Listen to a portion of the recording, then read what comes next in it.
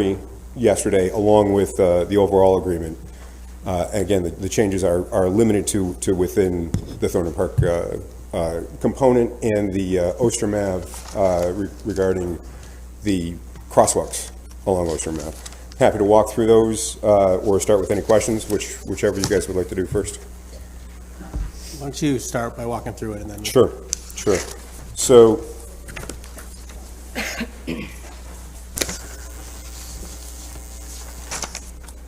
forgive me as I put on my glasses here. There was the initial bullet points that we listed out for you. We listed out 7 bullet points to highlight the changes. Starting with the sidewalks along Ostrom Ave, there was concern from the Thornton Park Association and from others that replacement of sidewalks along there, which the intent is to make sure that we have increased accessibility. We completely agree with the desire to increase accessibility. We were not able to come to agreement in how that would be done in a way that is able to take into account the historic nature of the rest of the bricks along that path. Thank you. So we've eliminated that from the agreement. The park map, there have been concerns within the designated area related to the lily pond and the herb garden. So it's been delineated within the map that those 2 areas are protected areas and would not be part of the maintenance that Syracuse University would be interested in assisting Parks Department in doing along within that designated area. Even though our agreement contained the maintenance to those areas, there was still concern with the public around the 2 other main incredible features being the amphitheater and the rose garden. So just to be additionally clear, it was included in there that those 2 areas are completely excluded from any maintenance that Syracuse University would assist with. As far as the approvals that are needed, we codified the involvement of the relative departments, boards, and commissions that are needed for review. We also managed to narrow down the statement of what could be done, and by doing so, brought it down to a scope of maintenance, not a broader term than that. Lengthened the city's review process for proposed maintenance services, specified the terms for safety improvements at existing crosswalks across Ostrom. As you may recall, there was a desire by the university to have crosswalks at all of the possible intersections along Ostrom, along the park. We've come to the agreement of the fact that 2 of the existing intersections would be, 2 of the existing crosswalks would be upgraded. That's something that eventually we're going to have to do anyways. This adds a timeline to it and frankly shares the cost with Syracuse University as opposed to us having to do the whole cost ourselves. And then it clarifies within the language that the university's access to the park is the same as the general public's, which was the intent all along, but we understand that was not read that way, so we wanted to add clarity there. So those are the changes. Do you have something, Counselor? I do, but you can go first, Counselor Phil. I guess, my first concern is that I've already, upon the release of this, already received some constituent, input, pushback. So I guess my concern is, as far as the timeline, it's just we're in a very inconvenient place because when we have UNSAC and UMPA that were very urgent to get their funds released to them, get them rolling. But also I believe this is the last voting session with this current makeup of the council. So if we were to hold it for another week, we would have to reintroduce it with a new council. But I also, in my conversations with the community, definitely assured people multiple times that we would rush through and that the public would have a chance to look it over, digest it, kick the tires. So I guess my thought is from the administration's perspective, I guess, that conflict and what you're feeling, is it urgent to get it over the finish line this session? Because personally, I would love to be able to have the time to meet with the constituents again you know, being that, you know, I've spent the time with you, the administration yesterday, kicking the tires on this, I do feel relatively comfortable, but I want to make sure that we at least have that vetting process with the public. So what is your thought in regards to that? Counselor, we absolutely appreciate that concern. Mayor Walsh, through all of this first term, and will continue with the second term, has been about transparency on issues. We are not looking to ram anything forward. We brought this to you as immediately after completing the revisions with Syracuse University. The timing is not ideal. Yep. We recognize that. The UNSAC agreement is critical to the support of the organizations that you've mentioned. We know the council values that. We value that. We're not looking to ram anything forward. If it is of any help, as we've stated, the agreement that you've had in front of you is unchanged except for that Thornton Park Association, or the Thornton Park component to it. So the review at least is limited as far as new material goes. Yeah. I guess that's it. I'd say personally, as I've said, I think that the emails that I've received, I have educated responses to a lot of the concerns that constituents are raising. Just like to have the time to respond to them and have that conversation before. But yeah, I appreciate the effort and the response to the Thornton Park Association's notes that the administration has certainly, and SU have certainly taken on board and responded to robustly. So I'll yield to the other councilors. Yeah, just a couple of things, and I don't know whether this will go forward now or next year. If it's next year, then I'll offer this for a councilor's consideration. Public use of park. I see the language there, and I think it's safe if that same language is spelled out for the public. Simply because it says the agreement states that the use of members of the university community is in the same manner of the members of the public. But just to ensure that there's no confusion at some later date, it seems like that same statement should in some way be further clarified, or that there's a clarification that there would be no restriction on public use. I could see that it's implied in the statement, but I'm just stating because sometimes legal language can be tricky, so I offer that for consideration. The other thing, and this is more so maybe the last two is for Joe Barry, certainly this one. Is there no concern that because the use of the park is included in an agreement where money is exchanged, that there can be, at some point I don't know, the current chancellor is there now. Let's say for some reason they change chancellors or a couple of board of trustee members change. Are we protected so there can never be an argument that because of an exchange for money, they have control over the park? So I'll defer to I actually Joe Barry on that. I will say it's a point that we've considered.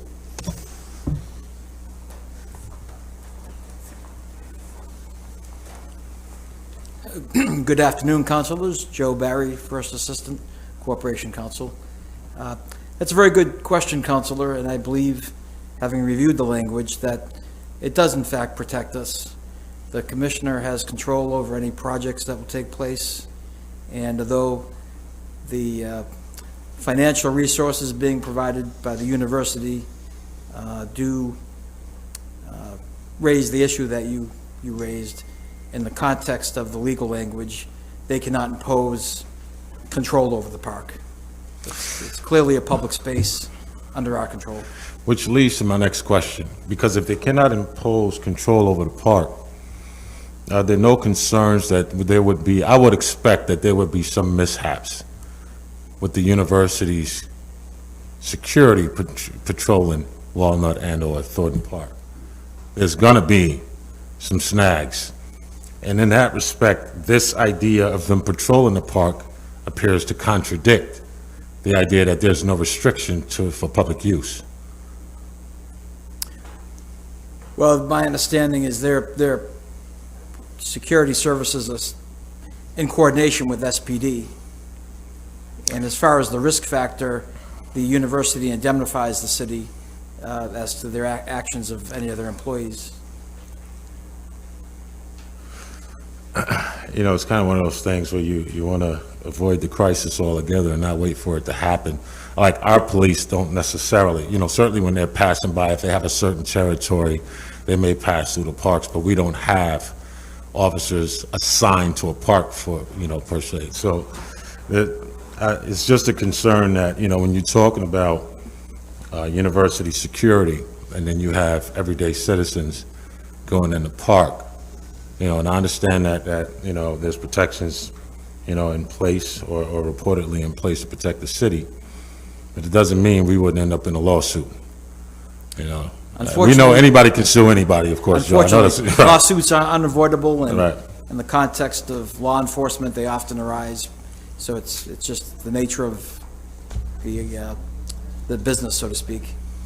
Yeah. But my understanding is SPD and the Department of Public Safety are in constant, you know, communication and coordinate the activities, respecting not just the parks, but their interaction throughout the university neighborhood. No, I understand that they are, you know, but that doesn't speak to the idea of some kid walking in the park and having a run-in with some security officer who might be a little zealous because, you know, no disrespect, he feels more like a police officer on this day. You know, so those are the things that I'm talking about, you know, is that you have sometimes, you know, I'll end here. You know, when the state troopers come into the city, no disrespect to the state troopers, or when the sheriffs come into the city, they're a little bit more zealot than SPD, because SPD is accustomed to the environment, and they know where the suspicions may exist, but others don't know, and so they may overdo it. That's my concern with security patrolling our parks and encountering kids and or adults. I think there's a potential for liability there, but I just offer that for further consideration. Well, I not to appreciate get it. too far into the weeds about liability and litigation, but typically in those instances, the officers from another agency get named as well in their agencies. So it's not just the city, and it gets sorted out during the litigation process. I understand that, but that would be after a potential injury. The whole idea is to avoid. Point very that. well taken. It's, Yeah. again, when you engage in certain activities, the risk of lawsuits is just a fact of life. That depends on what the activity is. If the activity is you just walking in the park by the basketball court and now it's operated by that's not a good enough activity. Can I ask the question, please, Counselor? All right. I may not have been privy to this conversation, but the basketball courts and the tennis courts, so because they're in this designated area, if somebody from the city wants to do like a basketball tournament, usually they would go to the parks to get a permit. So in this case, they would have to get the permit from the university, or they would still go through parks. So Commissioner Lefebvre is going to answer that question. To go back to the point earlier, the DPS, the patrols were removed from the agreement. So your concern, Counselor, we absolutely get that, but that's been removed from the agreement. Julie Lefebvre, Parks Commissioner. The map is strictly in relation to maintenance, and that still goes through the process of putting in a request to perform maintenance. Zero part of this agreement has anything to do with permitting it, except for the statement that it says they are free to request usage the same as the public does. So permitting has nothing to do with the map. Great, thank you. So I have some questions on this. So one of them, it's not related to Thorndon, but when we initially were briefed on this, the police officers on campus, we were told it would be cadets, that it'd be kind of a training opportunity. This is still regular non-probationary officers. Is that correct, or which is the? So I'm going to defer to Frank Oliva on that one. The question of officers and which are we dealing with cadets or not? I believe that change was made, Counselor. If it was not, we need to make it. We need to make that change. that may have gotten overlooked in the Building. revisions. But the agreement is that we would provide cadets, and they would not be patrolling. So the other ones I have questions on are the Thorndon Park portion of it. So I know one of the concerns we heard from people is the timeline that is somewhat unique to SU in this, compared to other institutions. And so I see the breakdown here. One is temporary. So the maintenance part of it, I think, is well-defined when you say snow removal, mowing, weeding. And I would imagine our Parks Department would give kind of a seasonal approval to say, when the grass gets long, you have approval to cut the grass. I mean, I think that's simple. But the one part is the temporary repairs, which could be somewhat subjective in terms of who decides what a repair is. And I just was wondering if there was any discussion as to what that means and how that's defined. So what I would say is that overall, if it's a maintenance type repair, that's one thing. A door, fence, something like that breaks, that's pretty straightforward. If it's anything that we're dealing with professionals on both sides. So if it's anything that would be considered anything more than that, then you've got the full set of approvals that needs to happen. So that's the kind of thing that's not going forward without the additional level of approvals.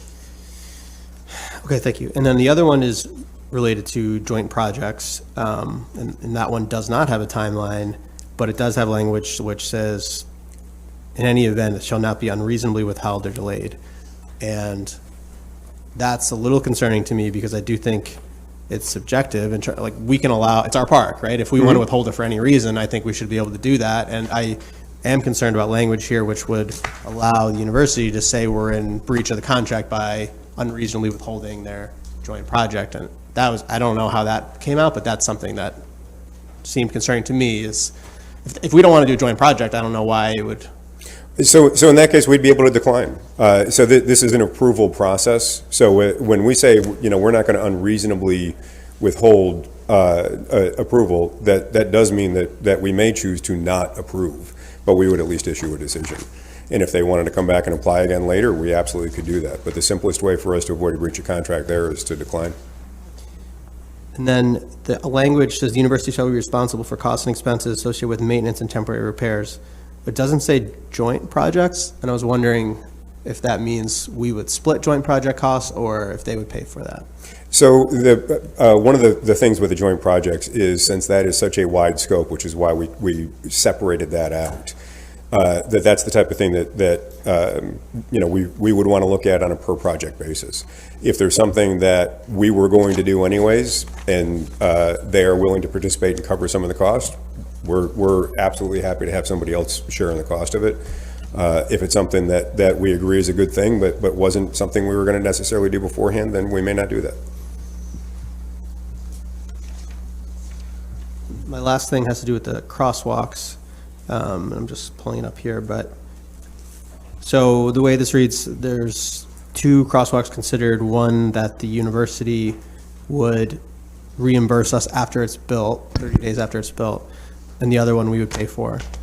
But then the language at the end says, the university's final annual payment under Section 2 of this agreement shall be reduced by an amount equal to 50% of the installation estimate. So it reads almost as if they're going to pay us and then take a reduction in costs in the last year to get that cost back. Is that? I haven't looked at the actual mechanics of the payment back and forth. I'll defer again to Frank on that. What I will say is that these are two crosswalks that we need to do existing upgrades on at some point, and so what this agreement does is allow us to share that cost where previously we weren't going to be able to share it. I think the way it reads, it looks like we're not sharing the cost. It looks like that they're paying for it and then getting reimbursed for it at the end of the agreement. The short answer is yes. The longer answer is that was the final point that we wrangled with over and over, and ultimately we decided that in order to get a timely agreement, we would concede that point. But your interpretation is correct. Is there other questions from counselors on this?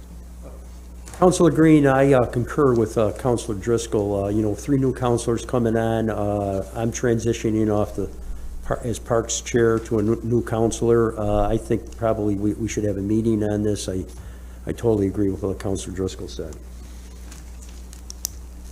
I agree as well. We should have.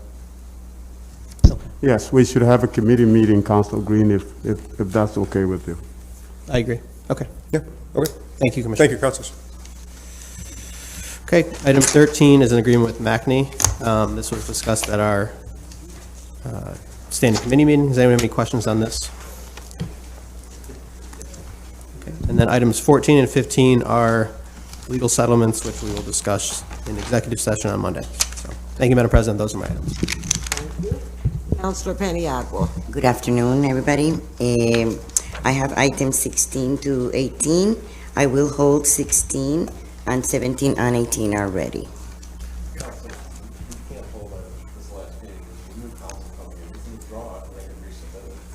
Sure, yeah. Did you repeat that? We couldn't hear down here. We're changing councils to a new council. This agenda has to be cleared off. You have to either vote it, withdraw it, or clear. So which items are being withdrawn? 16 is being withdrawn? Okay. Thanks, we just couldn't hear. Councilor Carney. Thank you, Madam President. I have item 19. Commissioner Awald. Good.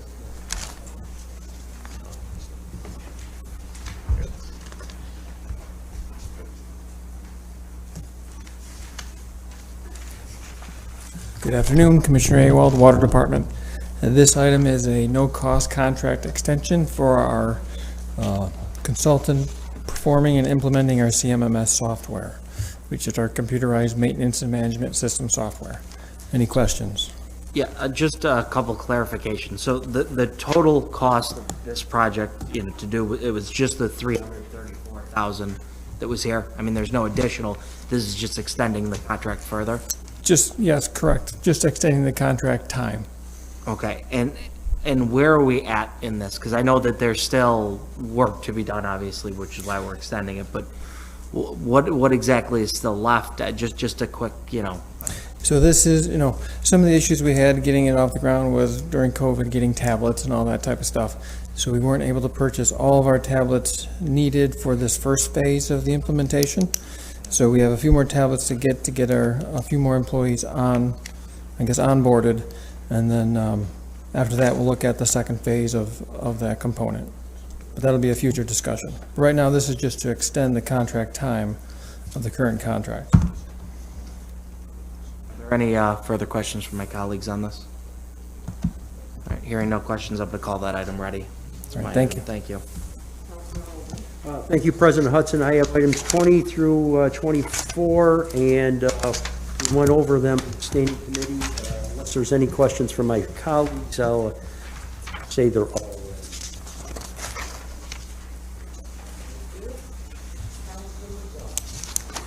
Thank you, Madam President. I have item 25, Chief Cecil.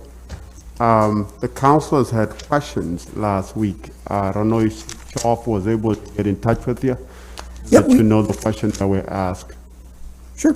Joe Cecil, First Deputy Chief. I know you're familiar with the item. I know there were questions. I apologize for not being here last time around. I do have Mr. Jimmy Oliver, and I believe the Executive Director, or the Director of Boys and Girls Club. They're going to be able to answer these questions much easier than I can. So, thanks, guys.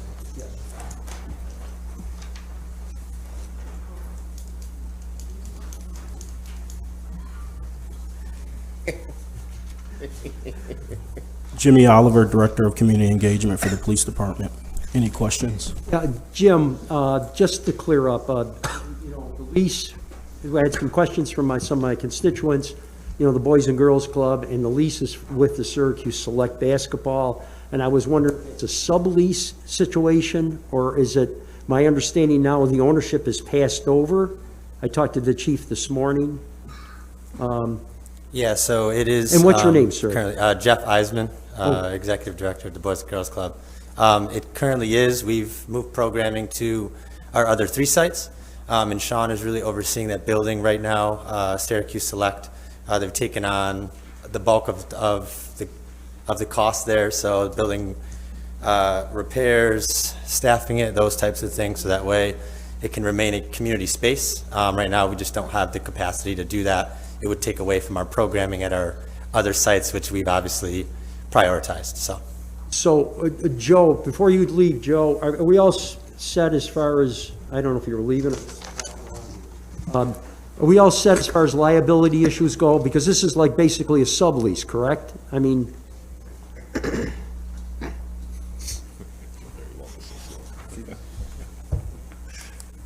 Yes, we'll address that in the lease agreement. and then the lease agreement will come back before the council? Well, this ordinance would authorize the lease agreement, subject to the Corporation Council's approval, which is what we typically do. Okay, so you're gonna do it that way, okay. I don't know, I'm a little fuzzy on this, and only with, the history, not to knock the Boys and Girls Club, but there's been a history of problems associated with large tournaments be taking place in that area, taking up a lot of parking from the neighboring and adjacent households. So, I would like to see something incorporated where, the city would have more of a, control situation as far as, the programming goes in this facility, especially under this arrangement. So currently, I don't know, are you referring to St. Pat's? Yeah, I'm referring to St. Pat's and the former Rosie O'Grady's, which I understand is undergoing new ownership there too. So that's where, I mean, the Syracuse PAL program, that's where we do most of our parking for our particular program. At where, Jimmy? Excuse me? Where do you do your parking? Directly across the street. At Rosie's? Yep. So you got permission to use that lot? We don't. That's sort of a problem. Yeah, go ahead. If I could say a couple words, please. So Rosie's is currently, to my understanding, either in the process of being sold or maybe they just sold it. And the owner of that right now is involved in the purchasing of our Hamilton Street building. So there's very much coordination with that. I am very, okay. So this hasn't happened yet.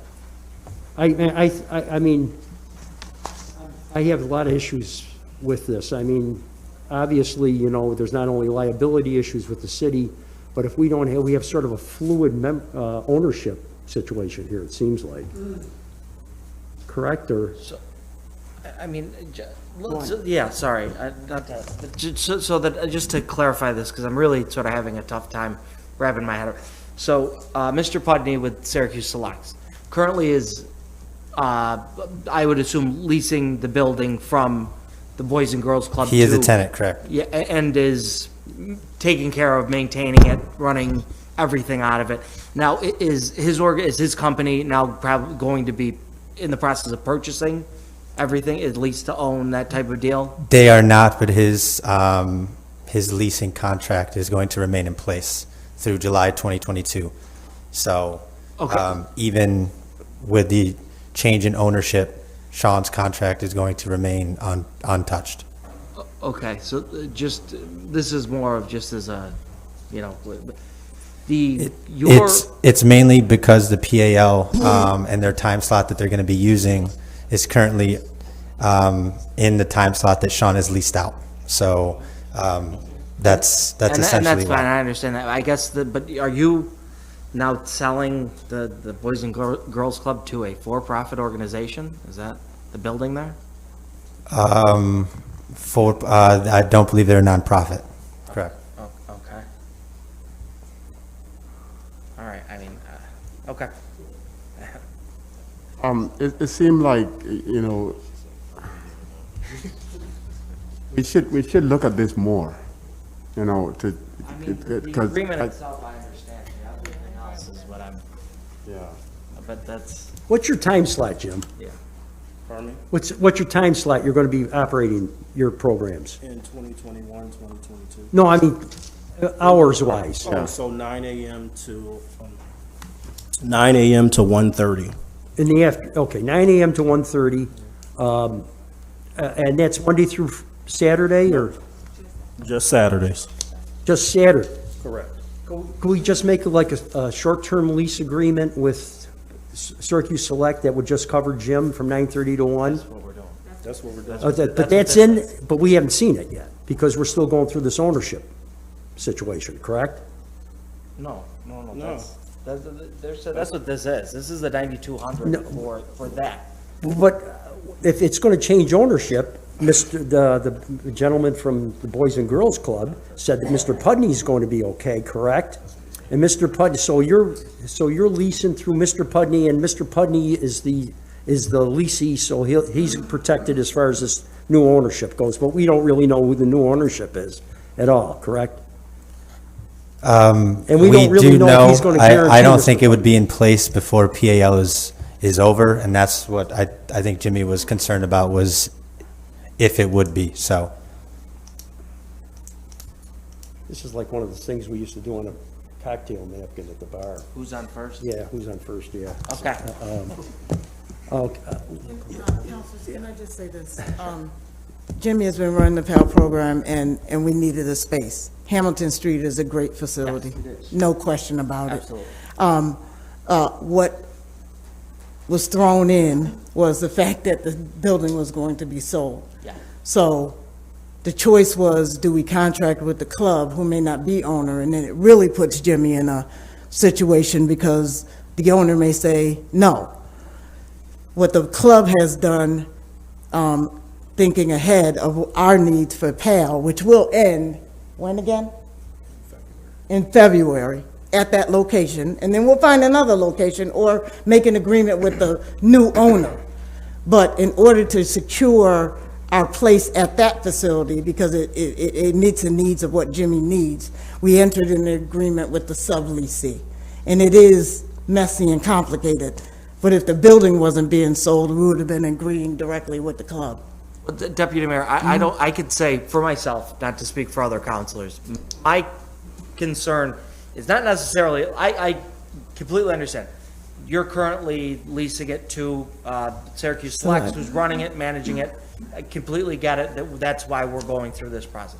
My concern is more so for the neighborhood, which, again, isn't my district, but it's still about the needs of the neighborhood. I mean, that this new organization is coming. That's sort of what, and it's not particularly about this item, but it's been brought to light. So what I will do is commit on behalf of Jimmy that he will ensure that we have an agreement. If it needs to be in writing, it will be for parking outside of the club's space. And Jimmy works for the police department, so I am agreeing with I am committing on behalf of Joe that we will ensure that Jimmy will be in communication to ensure for that time frame, because I understand the neighborhood concerns, that we're there from 9 to 1. The times, I think, are more conducive to it not being, too evasive, because it's really early in the morning and it's one day a week. And it's through the height of the winter, so I hope a whole lot of people aren't just mulling around in the mornings on Saturdays in the middle of February. Deputy Mayor, thank you, because obviously, as a second district counselor, I would love to have Jimmy's program up there. Yep. It's just that there's been a history with Syracuse Select and the people in the neighborhood. Okay. And this history has not always gone well, and I'm not talking about I'm talking about people gently asking about the parking situation and being rebuffed by the gentleman who ran Syracuse Select, who I coached this kid, actually. Gotcha. But so if Jimmy can use his powers of persuasion to make this a smooth operation, I'm okay with this. So we have to take ownership, and again, speaking on behalf of Jimmy, that this is our program in that space. So we're accountable for how it operates. Just for that time slot, though. So if it's any other day, any other time, it's not on PAL. Thank you. Yeah. And Saturdays through February, 9 to 1. That's when Jimmy has an operation. And just to speak on behalf of Jimmy again, his stuff has been really smooth, really organized, and used by so many of our young people in our community. Okay, can we make sure we have that in writing before voting on Monday, Deputy Mayor? Which part of it? The agreement that you were going to write. So the internal agreement Yeah, is Jimmy works for the police department. okay. The first deputy chief is sitting here. I don't believe we're going to have a problem during that time, but Jimmy is in communication with our community policing division. The agreement I need you to talk to the ownership of the parking, just to ensure that there is an agreement for us to be over there. And the council would like to have that incorporated in writing, whatever yes. agreement we Yes. have. Okay. And have that to us before we vote on it on Monday, so we can get this moving, so we don't hold it back, Jimmy? Absolutely. All right. I would suggest calling Pete Coleman Jr. He's the one who's, okay? Thank you, Jimmy. Sorry I spoke on your behalf so much. All right. Any other questions? Well, Jimmy, we are with you on this one. Just get us that and we'll be good to go. Appreciate it, thank All you so right. much. All right. Councilor Allen. All right. Thank you. I have item number 26. This one didn't have any issues in the committee meeting, so it'll be ready for Monday. And with that, I need a adjourn. So moved. Second? All in favor?